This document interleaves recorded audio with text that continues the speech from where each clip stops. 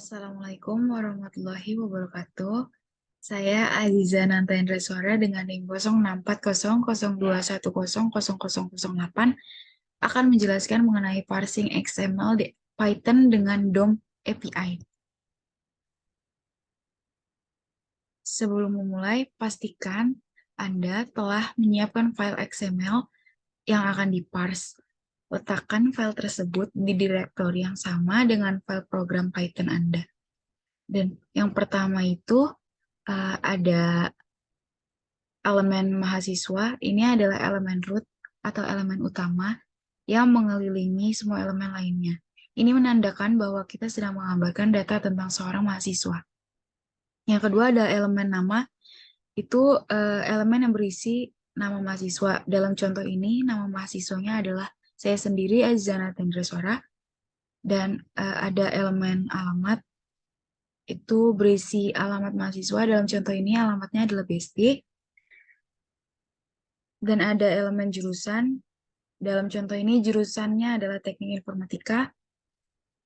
Dan ada elemen hobi. Di dalam elemen hobi ini menggambarkan hobi-hobi mahasiswa. Dalam contoh ini terdapat elemen hobi. Setiap elemen hobi memiliki atribut nama yang menentukan nama hobi tersebut. Yang pertama ada hobi masak, yang kedua mendengarkan musik, dan yang ketiga itu ada olahraga. Selanjutnya, buat program Python-nya. Dan yang pertama itu, baris pertama itu ada import XML DOM minidom as minidom. Dan kemudian ada deklarasi dev main. Lalu ada doc sama dengan minidom dot parse mahasiswa XML. Kode ini memuat file XML mahasiswa XML. Kemudian ada print doc.node name. Kode ini mencetak nama node root dari dokumen XML yang diparse, yaitu mahasiswa. Kemudian ada print doc.firstchild.tagName. Kode ini mencetak nama tag dari elemen pertama di dalam dokumen XML yang diparse. Kemudian ada if name, itu untuk memastikan bahwa fungsi main hanya akan dijalankan jika script Python ini dijalankan langsung, bukan diimpor sebagai modul oleh script lain. Dan ini hasil yang dikeluarkan. Kemudian ubah dan lengkapi programnya menjadi seperti ini. Kode berikut adalah kelanjutan dari kode sebelumnya. Ada nama sama dengan doc.get element by tag name. Kode ini mengambil elemen nama dari dokumen XML menggunakan fungsi get element by tag name. Kemudian ada alamat. Kode ini melakukan hal yang sama dengan langkah sebelumnya, tapi untuk elemen alamat. Kemudian ada jurusan. Kode ini juga melakukan hal yang sama dengan langkah sebelumnya, tapi untuk elemen jurusan. Dan yang terakhir itu ada list hobi. Kode ini mengambil semua elemen hobi dari dokumen XML menggunakan fungsi get elements by tag name. Kemudian ini adalah hasil yang akan dikeluarkan. Lalu di sini menambahkan note pada XML. Kode berikut adalah kelanjutan dari kode sebelumnya. Setelah mencetak informasi yang telah diambil dari dokumen XML, kode ini menunjukkan bagaimana menambahkan elemen baru ke dalam dokumen XML menggunakan modul xml.dom.minidom. Setelah mencetak informasi dari dokumen XML, kode berikut menunjukkan cara menambahkan elemen baru ke dalam dokumen XML. Kita ada hobi underscore baru, kemudian ada hobi underscore baru dot set attribute, dan di sini ditambahkan yaitu fotografi. Lalu ada set attribute doc.firstchild.append child hobi underscore baru, dan hasil yang akan dikeluarkan akan seperti ini. Terdapat fotografi di akhir hobi yang baru ditambahkan. Kemudian bagaimana kalau kita ingin menyimpan ke dalam file XML, kita bisa menggunakan teknik baca dan tulis file di Python. Kodenya akan seperti ini, dan hasil yang akan dikeluarkan seperti ini, dan akan menambahkan sendiri di file mahasiswa.xml-nya, yaitu fotografi yang tadi kita tambahkan. Kemudian yang kedua itu ada proses data JSON dengan Python dari file dan web API. Yang pertama, buatlah file JSON baru dengan nama dataku.json.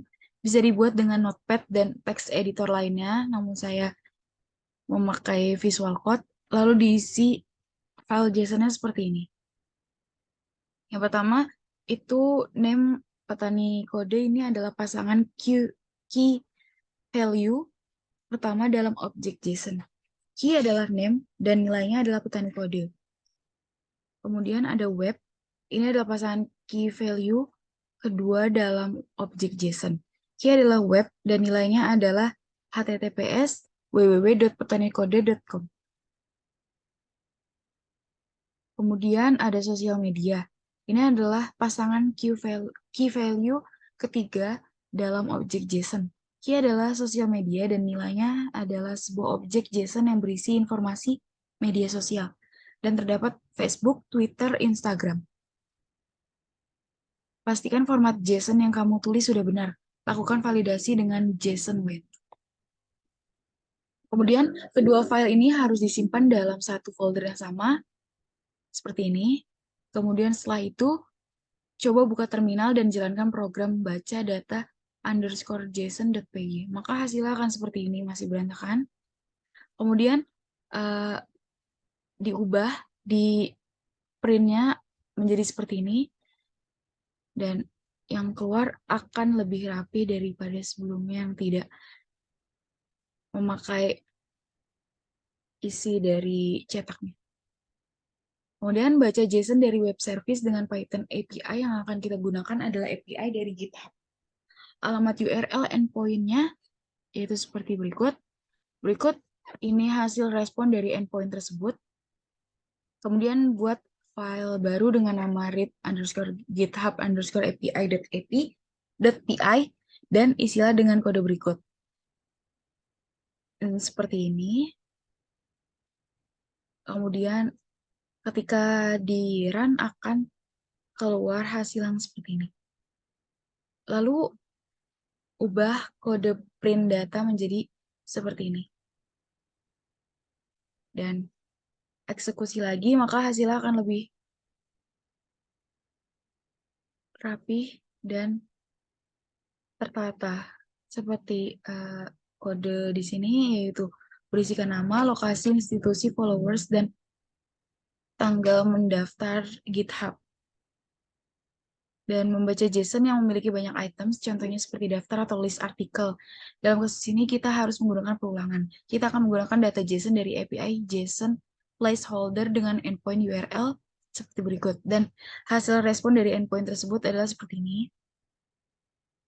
Kemudian ada sebanyak 100 item atau artikel dalam data JSON ini. Mari kita buat program untuk membacanya. Dan program yang dibuat seperti ini. Dan hasil yang akan keluar akan seperti ini. Baca data COVID-19 dengan Python sebagai latihan tambahan. Kita akan coba membaca data statistik COVID di Indonesia.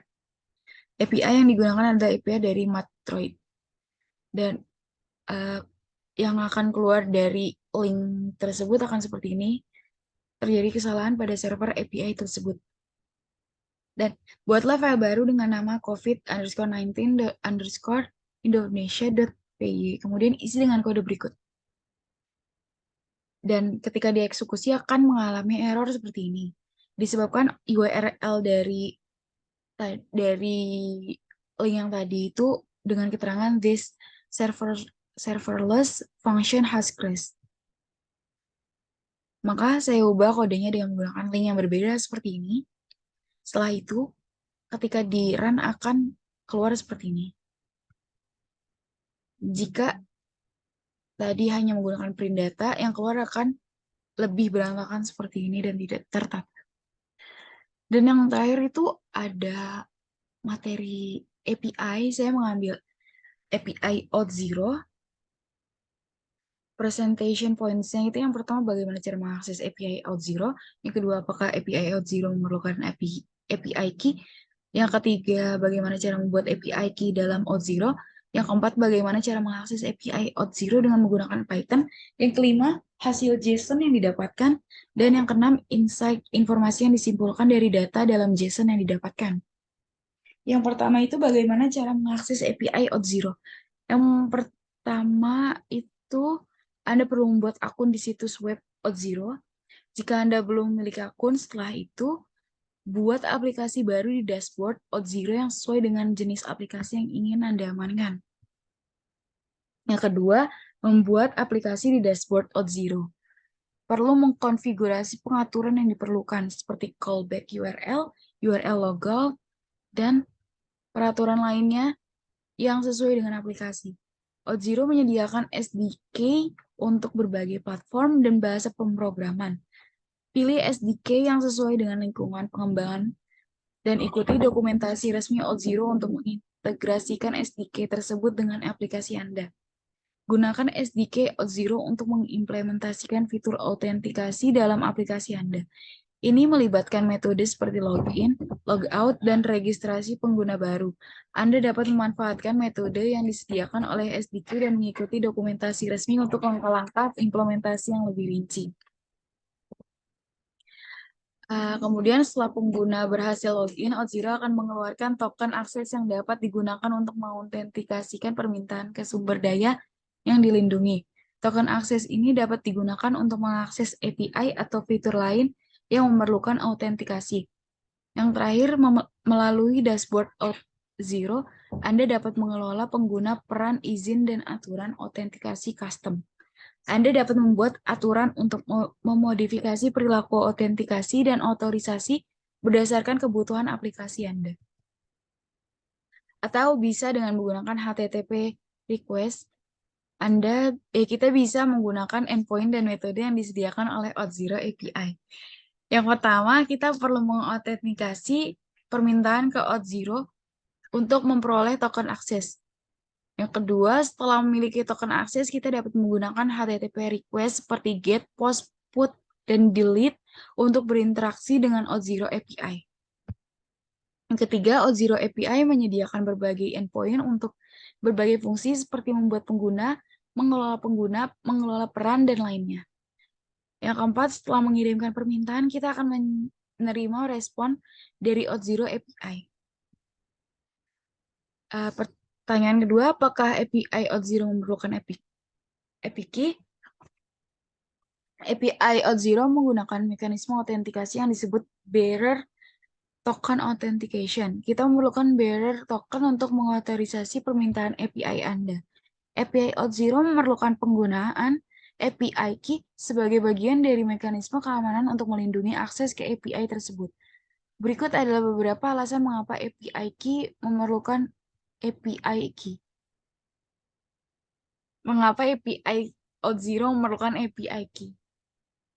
Yang pertama untuk autentikasi dan otorisasi, yang kedua untuk kontrol akses, yang ketiga untuk keamanan. Dan pertanyaan selanjutnya, bagaimana cara membuat API key dalam Auth0? Untuk membuat API key dalam Auth0, ikuti langkah-langkah berikut. Yang pertama, masuk ke dashboard Auth0. Yang kedua, klik pada tab application di panel navigasi kiri. Yang ketiga, pilih aplikasi yang ingin kita gunakan untuk mengakses API. Yang keempat, setelah memilih aplikasi, pergilah ke tab APIs di panel atas. Yang kelima, di halaman APIs, klik tombol Create API dan diisi informasi seperti nama, identifier, audience, sign-in algorithm, dan pilih RS256. Kemudian, jika ini menggunakan algoritma RSA dengan kunci public atau private, kemudian pilih HS256 jika kita ingin menggunakan algoritma HMAC dengan shared secret key, klik tombol create untuk membuat API. Kemudian setelah API berhasil dibuat di halaman API detail, gulir ke bawah ke bagian mesin to mesin application. Kemudian di bagian ini kita dapat mengizinkan aplikasi yang telah kita buat sebelumnya untuk mengakses API ini. Aktifkan aplikasi yang ingin kita izinkan dan klik tombol Save. Kita juga dapat mengkonfigurasi opsi lainnya untuk API kita seperti aturan akses, izin, dan lainnya. Setelah selesai, kita dapat menggunakan identifier dari API yang telah kita buat sebagai nilai dari audiens dalam permintaan token akses. Bagaimana cara mengakses API Auth0 dengan menggunakan Python?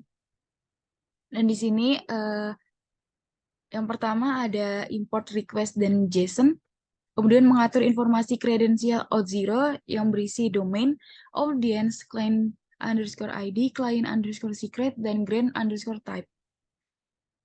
Kemudian mengirim permintaan untuk mendapatkan token akses yaitu dengan token underscore URL dan isinya tuh domain.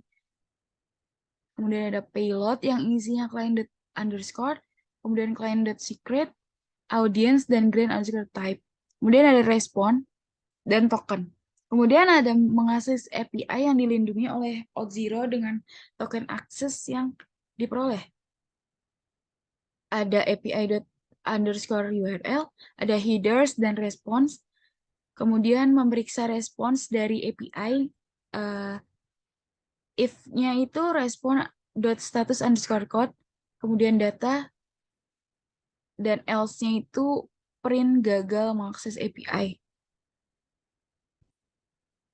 Dalam contoh ini kita menggunakan aliran client underscore credentials untuk mendapatkan token akses. Jika kita menggunakan aliran otorisasi yang berbeda, seperti aliran Auth0 2.0 dengan authorization underscore code, kita perlu menyesuaikan langkah-langkahnya sesuai dengan spesifikasi aliran yang kita gunakan.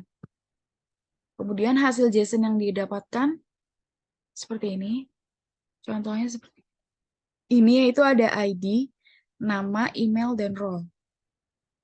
Insight, informasi yang disimpulkan dari data dalam JSON yang didapatkan, yaitu ada identitas pengguna yang terdapat atribut seperti nama, email, dan ID. Kemudian ada peran pengguna, yaitu atribut role. Itu mengindikasikan peran pengguna dalam sistem. Informasi ini dapat digunakan untuk memberikan akses dan otorisasi yang sesuai pada tingkat fungsionalitas atau sumber daya tertentu. Kemudian ada tingkat akses, dan yang keempat ada penggunaan informasi pengguna, dan yang terakhir itu ada identifikasi unik, yaitu atribut ID yang berbeda-beda setiap identitasnya. Perlu dicatat bahwa insight yang dapat diperoleh dari data JSON akan sangat bergantung pada atribut yang ada dalam JSON dan konteks penggunaan aplikasi kita. Selalu dipastikan untuk mengikuti kebijakan privacy dan mematuhi persyaratan hukum dalam penggunaan data pengguna. Dan yang terakhir itu ada sumber. Sumber yang saya dapatkan dari materi-materi Auth0 sebelumnya itu ada di situs resmi Auth0, kemudian ada dokumentasi Auth0, dan yang terakhir accurate.id. Sekian presentasi dari saya, kurang lebihnya mohon maaf. Wassalamualaikum warahmatullahi wabarakatuh.